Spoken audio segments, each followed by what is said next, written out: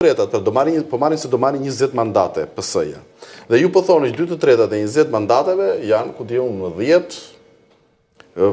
15, 16. Pra këta 15, 16 do zgjidhen nga preferencat e qytetarëve, me që janë 2/3 të listë të hapur.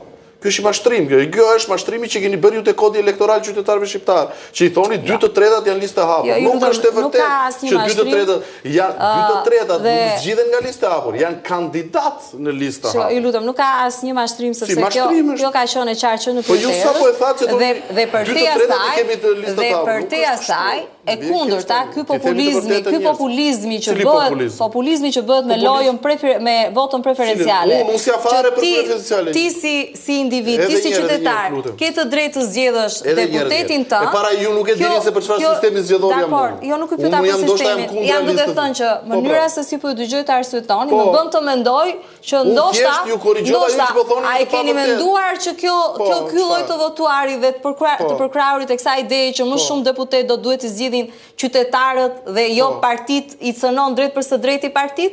Pse i cënon? Po i cënon, patjetër që i cënon, nëse do ishte ndryshe. Ndërkohë që partit janë organizma sa vullnetar, aq edhe kushtetues. Edhe nuk është vetëm kushtetuta e Shqipërisë që i përcakton si organizma vullnetar që kanë të drejtë të marrin pjesë në garën për pushtet, po çdo kushtetutë, çdo vendi demokratik sot në Europë ka të njëjtën formulim sa i takon partive politike. Pse është se janë shumë të rëndësishme për të orientuar gjithë jetën shoqërore. Ka lidhje pra me sistemin, sepse ti patjetër që do t'i lësh atribute partisë politike dhe nuk mund t'i marrësh këto atribute dhe t'u japësh individëve. Po që kanë sistemi mazhoritar çfarë? Si çfarë? I cënojnë partitë? Po janë emër të partive.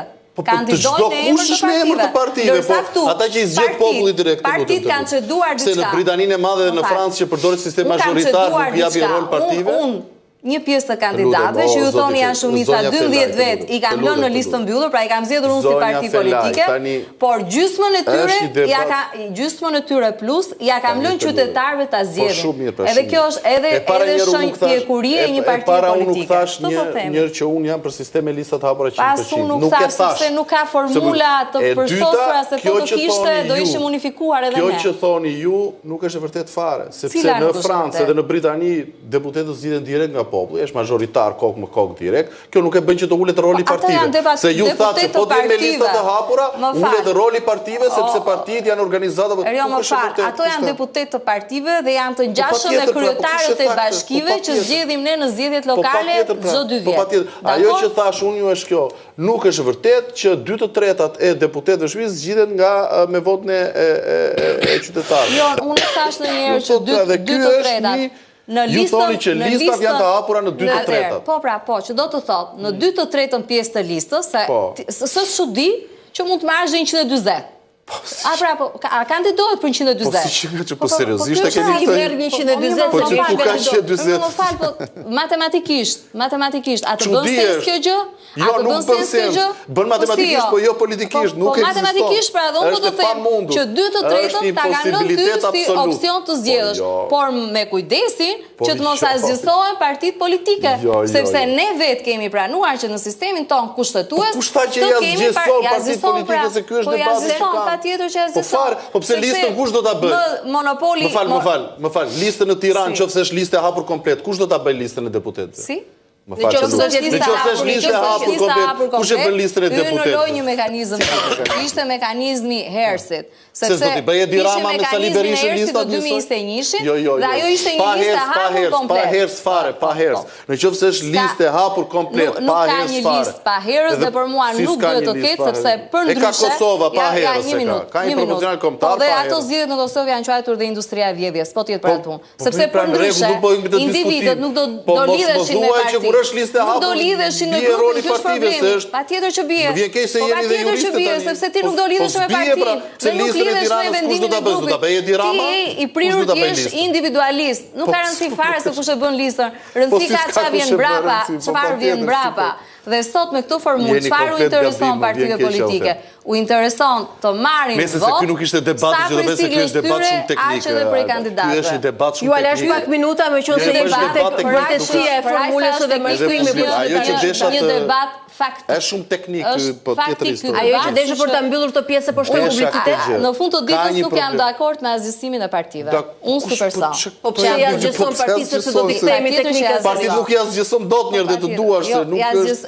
Lëre më formule ja zgjeson nga pikpamja e veprimit, nuk është nga pikpamja e etiketës. Po jo, se si etiketi mund të ekzistosh. Problemi në fund fare do firmosi Edi Rama atje për listën e kandidatëve. Secili vet me lidhjet e tyre. Mund të them diçka, nuk ka se ti binden më vullnetit të një partie politike apo të një grupi që drejton këtë parti politike. Pra nuk në konceptin e kolegialitetit partijak. Ajo që rëndom quhet disiplina partijake, ajo është ka për të humbur në atë variantin që ju pretendoni. Atëre para mirë. Me që doni ta vazhdojmë këtë debat. Ne vazhdojmë pas publicitetit. Se nuk është të indi ju fare si tezë. Jo, kishte diçka të fundit për të. Më ka rënë kështu si me porosi. Ajo që desha tosha është se nuk desha të bëja këtë debat, po thjesht për të bërë një korrigjim për të thënë të vërtetën. Ajo që desha tosha është ky premtimi i Bashkimit Evropian që përmendi dhe zonja Felaj, e cila është një rrugë totalisht e gabuar, domethënë. Po të shikosh, e keni për pasaportën europiane? Unë nuk e pranoj dot që një përfaqësues e mazhorancës të dali këtu dhe të thotë që Shqipërinë në BE integrojnë vetëm ne, ata opozita nuk është fare në debat. Kjo është absurde, domethënë. Kjo është e para njëherë BE-ja nuk integron Partinë Socialiste në BE, po integron ka marrëdhënie me shtetin shqiptar dhe qeverisja brenda shtetit shqiptar është një pjesë e shtetit, nuk është gjithë shteti. Se për shembull është dhe pushteti gjyqësor, është dhe presidenti dhe janë dhe bashkitë, pra që bëjnë gjithë punën e tyre, gjithë institucionet shtetërore, pra integrohet shteti shqiptar në BE dhe Partia Socialiste nuk është shteti shqiptar. Po e barazuan Partinë Socialiste me shtetin shqiptar, është një dramë e vërtet këtu për demokracinë shqiptare. Asaj paraprakisht që ky është një debat që meriton shumë minuta, do ta bëjmë pas publicitetit zoti Lazi. Për një forcë mazhorancë të thuash që pjesë e opozitës nuk e njeh fare BE-ja, nuk është fare interlokutor për BE-n, pse? Sepse kjo logjik politike, po ju njësuat me PD, nuk është interlokutor për Bashkimin Evropian dhe kjo është vërtet sot e 24 orë e në vijim. Po ju rikujtoj që është kjo forcë politike që ju nuk e njihni fare, që e cila ka liberalizuar vizat në Shqipëri, ka futur Shqipërinë në NATO, ka firmosur stabilizim asociimin e gjitha proceset tjera të Bashkimit Evropian. Ashtu siç ju hapët negociata,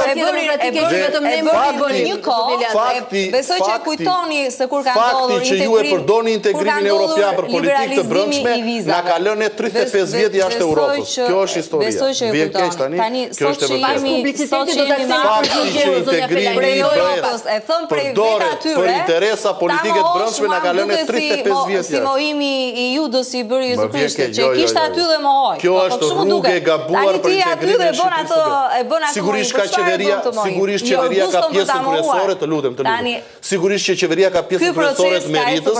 Ju lutem, dëgjojeni njëri tjetrin se nuk shkoni te bëhet, ose bëhet tani vendantar i BE-s, ose nuk ka për të bërë më dhe nuk do ketë më nevojë për të bërë. Pyetja ajo